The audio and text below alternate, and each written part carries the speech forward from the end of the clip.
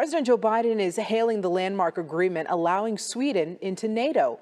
This as President Zelensky is publicly criticizing the U.S. and NATO for not setting a timeline for when Ukraine can actually be offered membership into that group. ABC's Faith Abube has the latest from the NATO summit. Welcome to you, Sauli. President Biden pumping his fist in the air as Secretary General Stoltenberg welcomed Sweden to the historic NATO summit in Lithuania.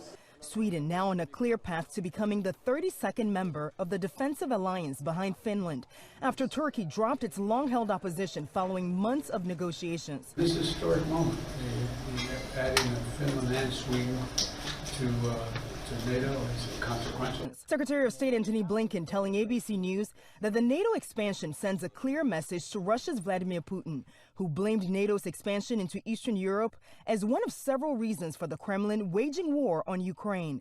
Our alliance is stronger, it's more united than it's ever been. But NATO is facing increasing pressure from Ukraine regarding its possible membership into the group, after U.S. National Security Advisor Jake Sullivan refused to set a timeline for their admission. I can't put a timetable on it. I don't believe that you will see that coming out of here. That answer provoking a strong response from Ukraine's President Zelensky, who slammed the alliance on social media before arriving at the high-stakes summit, calling the lack of a time frame absurd, adding that uncertainty is weakness. President Biden has been very clear about this, and in fact the Ukrainians have too, that in the midst of a war, you're not going to take the membership step. Meantime, the Biden administration insists that the decision to send a batch of controversial cluster munitions to Ukraine will not threaten NATO unity, and that it's only a temporary decision until the U.S. and its allies ramp up production on more military weapons. It's months, but the question is how many.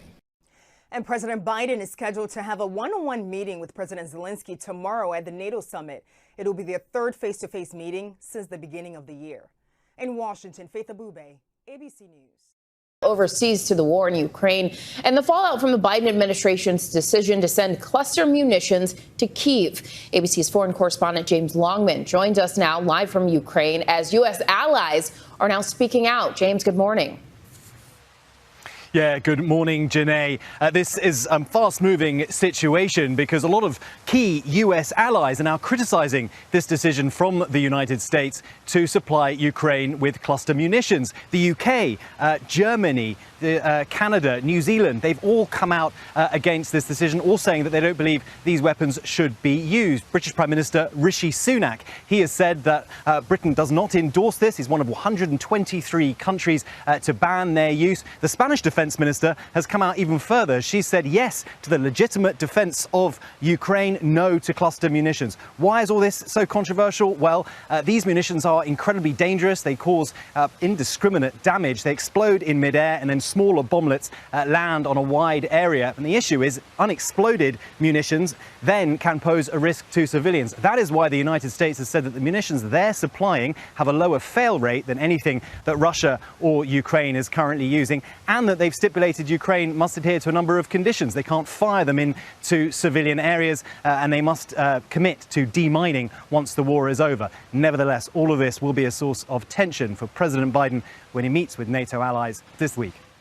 Gio. A big week ahead, James. Thank you. The Biden administration has given the Pentagon the okay to send 3,000 more U.S. troops to Europe to join the tens of thousands of reserves who were sent there last year after the Russia-Ukraine war began.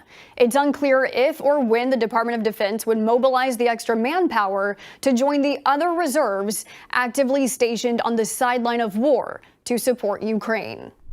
The authorization from Biden to add more troops is seen as a sign the U.S. military's current training mission in Europe could be stretched thin. The move to expand its presence is also good optics to reassure NATO allies the strength of the U.S. military is behind them and deter Russia from creating conflict outside of the war zone in Ukraine. The U.S. rushed 20,000 troops to Europe last year, bringing the total to over 100,000 on the continent. That includes 10,000 troops in Poland, which is a critical spot for sending U.S. aid and supplies into Ukraine. This is the latest in a series of signals from the U.S. that its stance on the war is firm. Support Ukraine and see it through. This story is one we consider a media miss, which means the landscape of other media outlets reporting on the 3,000 additional reserves to Europe is skewed. You'll see by the graph here, more than 70% of the news coverage this story has received has come from more right-leaning news outlets. Media that are left-leaning are largely leaving the story out of the news cycle. At SAN, we think it's important for our viewers to visually see when a news story isn't receiving balanced attention from the media. Our Ryan Robertson is an in-depth investigative reporter with a focus on the Ukraine war.